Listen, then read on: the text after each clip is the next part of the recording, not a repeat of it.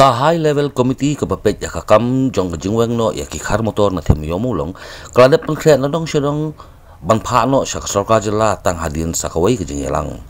kani ka high level committee balakli dong menteri rang ba benrap ke jela uba preston tensong kala penlong ya ke jingelang bar ke sub committee hena ke sengi ka alpu prata ngailar habakran beglap thai khubor uba preston tensong ulai thu bahak ni ke jingelang kilayo ya ka kaipot na ka sub committee balakli dong menteri kampen resor ke jela uba hamlet sondoling ban hak ni ke jingelang lap pentim baki kam hakabaya dei ba ke jingpun kerja ya ki khar motor kila jende belun Uba Preston Tensong ulai thuru baka high level committee kan sasyong jingelang biang lasyam tayo bat kani kan de jingelang ka bakhat do haswa bakin pha ya ka kaipot syak sarkar jela.